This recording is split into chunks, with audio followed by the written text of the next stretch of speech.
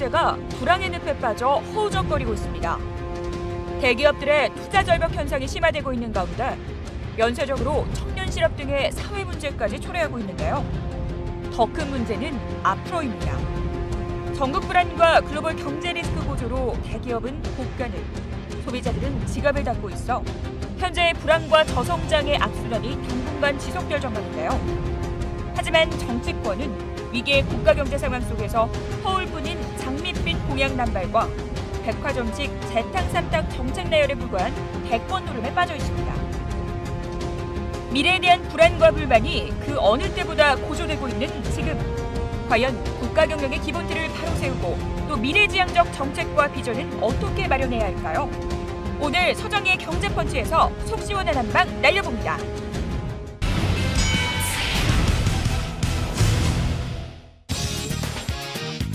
안녕하세요. 서정희의 경제펀치 서정희입니다.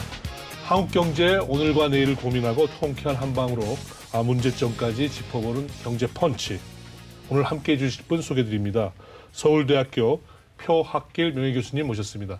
안녕하세요. 안녕하세요. 표 교수님께서 안철수 후보의 싱크탱크인 국민과 함께하는 전문가 광장, 여기에 상임 대표를 맡고 계세요. 요즘에 네. 기분도 좋으시고 또 무척 바빠지고 계시겠습니다. 과거 몇 개월보다는 훨씬 나은 그런 여론조사 결과가 나와서 반갑게 저희들은 생각하고 있고요. 네네. 다만 저희들 전문가 광장은 당초에 출범할 때 원래 목표가 그 중도 개혁 세력의 어떤 그 정책 아젠다. 올 초에, 올 2월인가? 네, 2월 초에 시작을 했습니다. 뭐 안철수 후보의 개인에 대한 어떤 지지 모임이라기보다도 그건 아니군요. 네, 중도 개혁을 지향하는 네네. 그런 전문가 광장이라고 볼 수 네네. 있습니다. 교수님은 지난 5년 전에도 네. 안철수 당시 이제 경선 후보였습니다만 네. 도와주셨어요. 네. 그동안 5년이 흘렀습니다.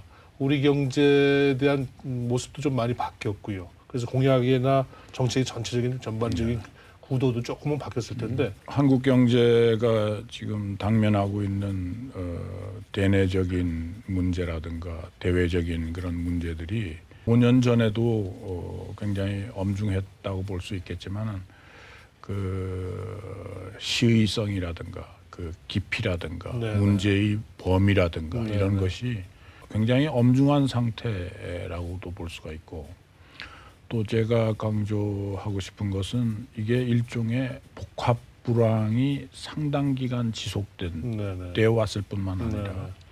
앞으로도 상당 기간 지속될 것이라고 예상이 되기 때문에 네네. 엄중성, 시의성을 말씀드리고 싶습니다. 네네. 네, 그 복합 불황이라는 건 결국은 정치 안보적인 위기가 경제의 바탕을 잠식하고 예를 들자면 경기 활성화 노력을 제대로 효과를 발휘 못하도록 그렇게 만들고 있고요. 다시 경제가 불황이 계속되다가 보니까 국내 정치 상황, 대외 관계도 영향을 받는 이런 동시적이고 복합적인 그러한 불황의 양태를 띠고 있다는 것에 저희들은 굉장히 걱정을 하고 있습니다. 경제적인 어떤 불황이라는 개념을 정치적인 어떤 불안정성과 연결시킨 그렇습니다. 그런 개념이라는 네. 측면에서 좀 눈길이 가네요. 네. 근데 5년 전에도 사실 뭐 저희 경제가 썩 좋지는 않았었어요. 썩 좋지는 않았죠. 네. 그래서 구조적인 장기 저성장 국면에 들어갔다. 그래서 참 성장 동력을 찾아야 된다 이런 얘기를 요즘과 마찬가지로 했습니다. 특히 요즘에 더 많이 심화됐다, 이게 문제가 커졌다 이렇게 하시 구체적으로 느끼시는 어떤 포인트들이 있을까요? 박근혜 정부가 탄생하면서 그 당시에도 경제 성장의 목표라든가 복지 증진의 목표 같은 것은 굉장히 높게 설정이 됐었습니다만 제대로 추진이 안 되고 특히 대외적인 경제 환경이 그때보다도 훨씬 열악해졌다고 판단합니다. 북한의 핵 실험이라든지 미국의 새로운 대통령 트럼프가 등장하면서 어떤 미중 간의 갈등이 좀 더 표면화된다든지 외교 안보적인 환경이 굉장히 좀 불안한 그런 모습을 띠고 있습니다. 그래서 경제 쪽도 참 급하긴 급한데 어느 쪽이 더 급한 건지. 정치 안정이 가장 시급한 거 아닌가 그렇지. 그렇게 생각합니다. 왜냐하면 국내 정치의 안정화가 네. 하나의 고리의 역할을 하는 거 아니냐. 예를 들자면 국제적인 정치 안보 환경의 변화를 국내에서 어떻게 대응하느냐 하는 네네. 것도 기본적으로는 네네. 국내 정치 구조, 정치 네. 체제, 네. 정치 안정화가 이루어지지 않고서는 네. 그것이 전달이 될 수가 없겠죠. 네네. 다시 또 피드백이라 그럴까요? 네네. 외교 안보적인 역량을 강화시킬 수가 없겠죠. 네네. 경제라는 것은 정치라는 하나의 기반 위에서 이 모든 활동이 네네. 전개되기 때문에요.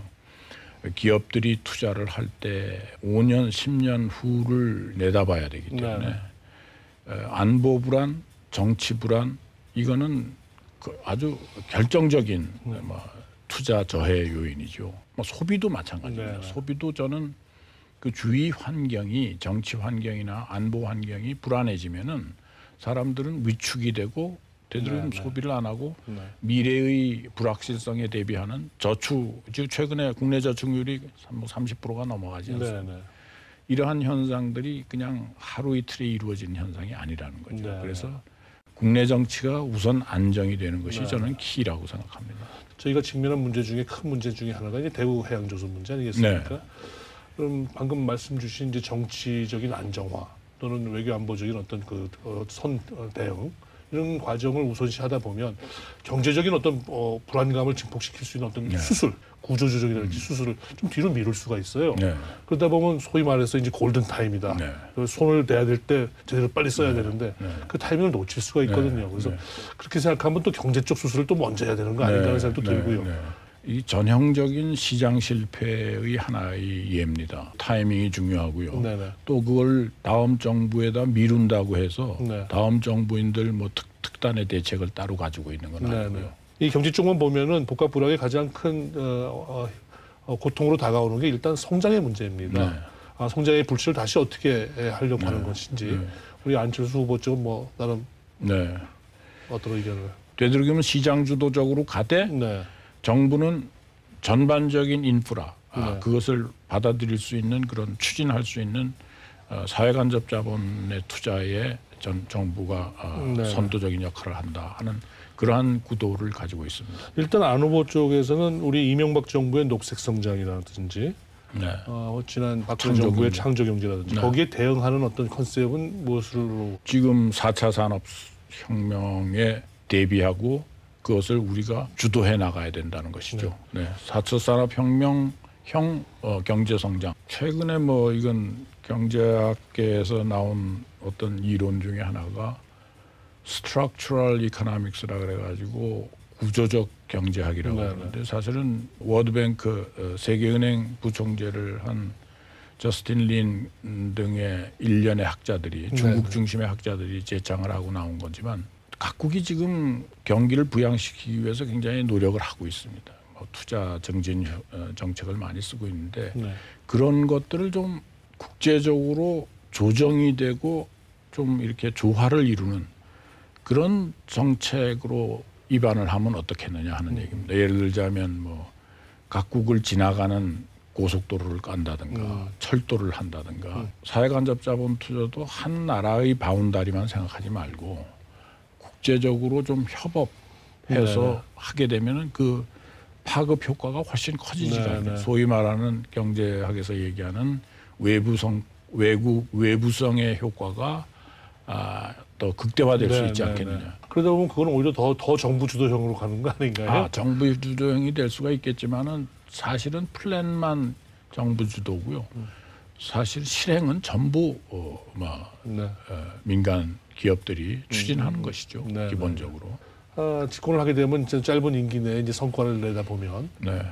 정부가 직접 손을 대거나 어떤 관료들의 어떤 그 정책 그 유혹 때문에 그런 함정에 빠지곤 해요. 네. 이 부분을 어떻게 네. 안철수 후보의 경제 정책의 키워드는 공정 정책입니다. 네. 지금까지 해온 정부의 공정 정책은 어떤 면에서는 사후적인 것이고 네. 사후적으로 독과점 판정을 한다든가 그런 거 아닙니까? 그런 사후적인 공정거래 정책에서 벗어나서 사전적으로 경제 정책을 보다 공정화시키자. 네. 그거는 뭐 여러 부문에서 네. 생산뿐만 아니라 소비, 네. 유통 네. 모든 부문에서 도입하자 하는 것이 네.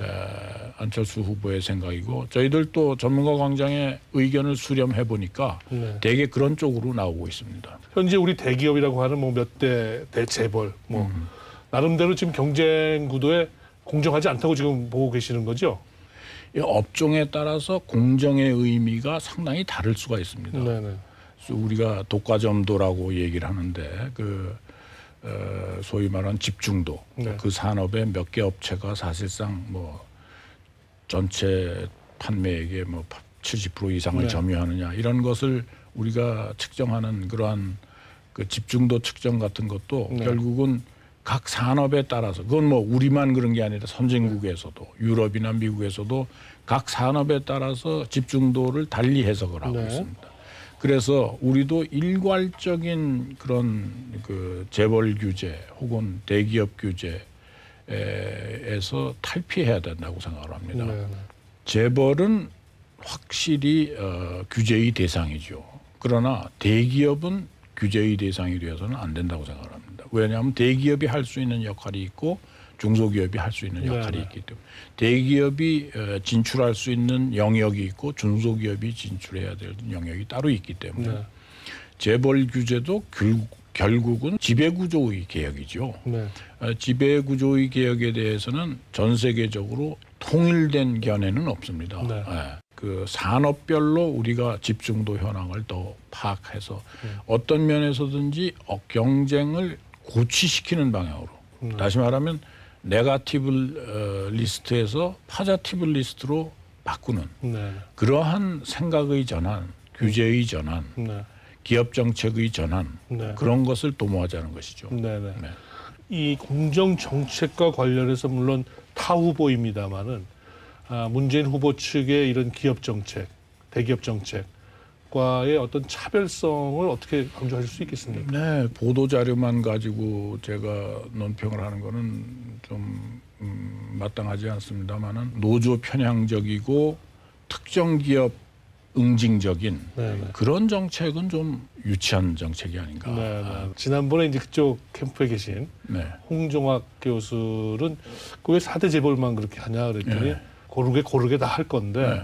일단 4대 재벌이 워낙 크고 그래서 거기를 집중해서 보겠다. 그래야 나머지 4대 아닌 다른 대기업들이 마음이라도 좀 편하게 해주려고 그런다고.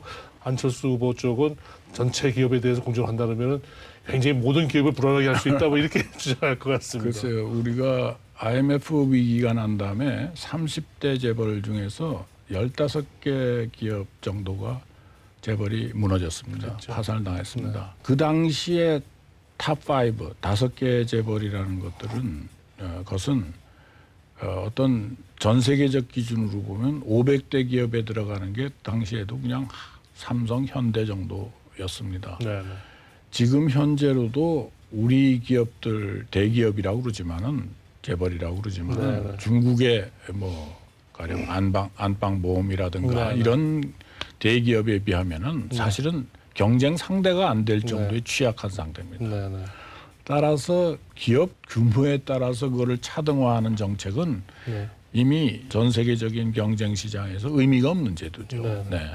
그래서 그런 규모에 의해서 어떤 재벌 간의 차별화하고 또 재벌 간의 어떤 비경쟁적인 제약 요인을 도입하는 것보다는 네. 선순환 구조로 가야 되겠죠. 선순환 네네. 구조라는 것은 결국은 대기업이 할 역할이 따로 있고 네네. 대기업 중에서도 대대기업이 있고 뭐 사실상 중소기업적인 대기업도 네네. 있을 수가 있으니까요. 네네. 어떤 면에서는 키워드는 어떻게 유효한 경쟁을 네네. 도입하느냐, 네네. 유효 경쟁을, 이펙티브한 컴피티션을 네네. 도입하느냐, 거기에 초점이 있다고 네네. 생각합니다. 네. 공정거래 정책이라고 표현해 주셨습니다만 공정이라는 데 방점도 있지만 무엇보다 경쟁이라는 경쟁이라는 더 방점을 그렇습니다. 두고 싶으시다. 네, 네, 이렇게 네, 이해를 하겠습니다. 네. 우리 문제가 이제 그 고령화 저출산 문제도 심각하고요. 네. 우리 교육의 어떤 낙후화, 4차 산업혁명 시대에 우리 교육이 이래서야 되겠느냐는 그런 걱정들을 많이 하고 있습니다. 그런 측면에서 안 후보가 교육에 대한 아주 그 방점을 두고 큰 강조를 하고 있는 부분은 공감을 얻을 수 있을 것 같아요. 근데 매번 교육 정책을 바꿔보겠다는 정권 치고 제대로 바꿔지지가 않습니다. 안 후보 생각은 이거를 좀 정치적인 어떤 고려에서 벗어나서 독립적인 어떤 국가 중대 사기 때문에 20년, 30년을 내다볼 수 있는 별도의 교육정책위원회라든가 뭐 이것을 범정부 혹은 범국회, 범국민적으로 하나 만들어서 정부의 연속성, 불연속성에 상관없이 좀 안착을 시키자. 다시 말하면 교육의 어떤 탈정치화, 비정치화 내지는 교육제도의 어떤 독립성 유지, 장기성 유지 그런 쪽으로 정책의 초점을 맞추려고 노력하는 것입니다.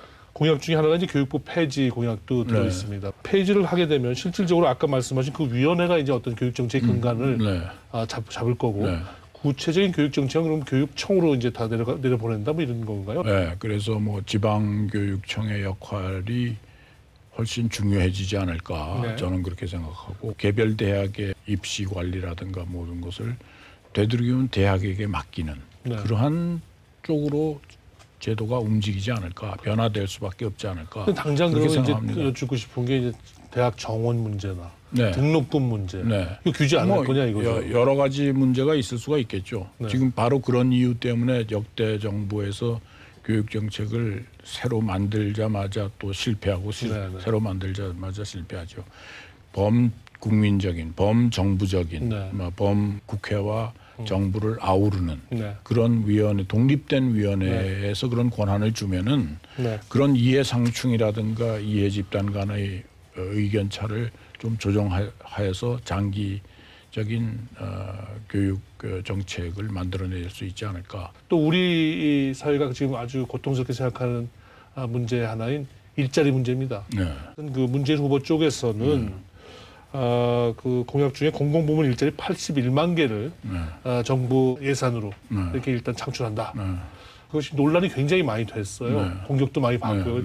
그쪽에서 굉장히 또 억울해하더라고요. 그렇게 그런 정책이 아닌데 이상하게 뭐 누명을 쓰고 있다 이렇게 얘기를 하던데 어떻게 평가하시고 또 안 후보 쪽의 공약은 어떤 건가요? 저희들 생각에는 그 81만 개를 공공부문에서 창출한다는 것은 그 예산이라든가 뭐 어떤 그 현실 가능성에 대해서 충분한 사전 점검 준비 없이 내거는 대표적인 그 인기 영합적인 정책이 아닌가 그렇게 생각을 하고 있습니다. 일자리 창출의 몫은 뭐 80% 이상이 민간의 몫이라고 생각을 합니다. 정부가 개입하고 정부가 공공 일자리라는 형태로 제시할 수 있는 것은 그야말로 극빈자를 위한 프로그램이라든가 또 아주 노년 계층에 하는 일자리라든가 하는 어떠한 예외적인 경우에만 정부가 일자리 창출에 개입을 하고 또 일자리 창출을 돕고 기본적으로는 민간 주도로 일자리 창출이 이루어져야 된다고 생각을 합니다. 고용과 관련해서 민간을 강조하는 건 이제 이해가 되는데 자료를 보면은 중소기업에 고용 창출이 있을 경우 일정 금액을 지원하겠다든지 이것도 어떻게 보면 정부 돈이 들어가는 그렇습니다. 겁니다. 일종의 일자리 창출 정책일 수도 있고 또 웰페어 팔러시 복지 정책일 수도 있는데 그런 정책들이 집행이 되어 왔는데 그러한 틀은 계속 유지를 하되 정부가 지원할 수 있는 부분은 지원을 해야 되겠죠. 그러한 프로그램의 그런 정책의 유효성을 좀 잘 따져봐야 되겠다 하는 겁니다. 정부에서. 그리고 일자리 창출 그 자체도 중요하지만 창출된 일자리가 어떠한 생산 소득의 증대에 어떻게 영향을 미쳤는지에 대한 분석, 통계 취합 등을 통해서 말하자면 일자리 창출에 대한 심사 평가를 해나가야 되겠다는 것이죠. 그렇게 함으로 해서 고용 지원에 대한 방향, 범위 같은 것이 보다 더 분명해질 수가 있다. 다음으로 이 법인세 관련 공약을 비교해 보니까요. 대체로 법인세 하여튼 인상을 하겠다. 네. 거꾸로 이제 안철수 후보 쪽에서 네. 과도한 법인세 인상에 대해서 오히려 반대하는 목소리를 좀 내주셔야 되는 것도 아닌가 싶은데요. 네. 안철수 후보가 생각하시는 거는 실효세율을 그대로 좀 현 상태보다는 좀 높이는 방향. 네, 네. 그 얘기는 세원도 넓히고 법인 세원의 세원도 넓히고 그다음에 부정의 소지를 그렇죠. 유발할 수 있는 네. 감면제도 같은 것을 대폭 손을 봐가지고 네, 네. 실제 증수하는 네, 법인세는 네, 네. 더 커지도록 네, 네. 그렇게 일차적으로 유도하는 것이 더 시급한 거 아니냐. 전체적으로 이렇게 말씀을 듣고 보니까 우리 안철수 후보의 공약은 기존의 법 체제를 제대로 이행을 하고 네. 그럼으로써 시장에 어떤 명확한 시그널을 주고 네. 그래서 시장이 좀 움직이게 하겠다. 뭐 이런 뜻으로 이해가 그렇습니다. 됩니다. 네, 네. 문재인 후보와 이 안철수 후보가 지난번에 한쪽 당의 이제 경선 후보였을 만큼 한쪽에 어떤 스펙트럼의 정책이 있거든요. 그러다 보면 이제 안철수 후보 쪽에서는 좀 더 오른쪽의 정책을 좀 더 얘기를 해서 표를 더 가져올 수 있는 방법도 있을 것 같고요. 네. 오히려 오른쪽은 지금 뭐 후보 진영이 무너졌으니까 그쪽은 내 거라고 보고 오히려 왼쪽으로 좀 더 가면서 그쪽 표를 더 잠식하는 쪽이 필요하겠다라고 판단할 수도 있을 것 같은데 어떤 그 정책 개발의 좌장이신 우리 교수님 어떻게 보십니까? 네, 안철수 후보의 생각이나 우리 전문가 광장의 의견이나 집약된 의견은 비정상의 정상화라고 네. 할 거예요. 더민주 쪽에서 정책이 쉽게 말하면 뭐 좌편향하다 네. 보니까 네. 저희 정책이 뭐 그렇게 바뀌지 않아도 이게 상당히 보수 진영에서 생각하고 있는 정책들을 자연스럽게 수용하는 정책이 돼버린 것이죠. 네. 특별히 뭐 보수 지향적인 유권자들을 위해서 정책을 다시 입안한다든가 만들어낸다든가 그럴 의도는 없고요. 네네. 이번 대선은 과거와 달리 이제 소위 말해서 인수위원회도 없고 어떤 준비 기간이 없이 전과 다른 길을 가게 돼 있습니다. 네. 거기에 대한 나름 준비는 또 혹시 있으실까요?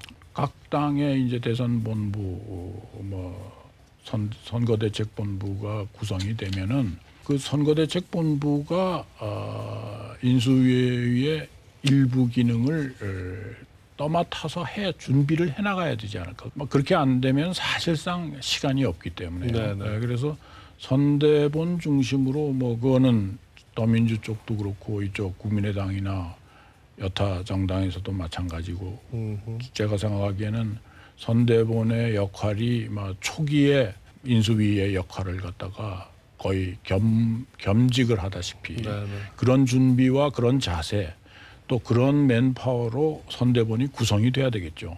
지금까지 우리 표학길 서울대학교 명예교수님 모시고 대선 후보 중에 한 분인 안철수 후보 쪽의 어떤 그 공약의 전반적인 흐름과 앞으로 한국 경제에 나아갈 방향 전반적인 내용을 이리저리 한번 짚어봤습니다. 한국 경제를 위기에서 탈출시켜줄 우리 새로운 리더를 뽑는 그 과정에서 좋은 정책들이 많이 나와주길 기대해 보겠습니다. 너무 바쁘시고 요즘에 분주하실 텐데 시간 내주셔서 감사합니다. 감사합니다. 백가쟁명의 어떤 정책들이 지금 대선 후보들의 입으로부터 나오고 있습니다. 이 정책의 내용이 과연 우리 한국 경제를 더 큰 위험에 빠뜨릴 수 있는지 혹은 그 어떤 저성장의 나락에서 건져낼 수 있는지 잘 판단해줄 그런 고민해볼 시간이 이렇게 별로 많이 남아있지는 않은 것 같습니다. 여러분들 곰곰이 생각해 보시고요. 마음의 준비를 하셔야 될 것 같습니다. 서정희의 경제 펀치 여기서 이만 인사드리겠습니다. 감사합니다.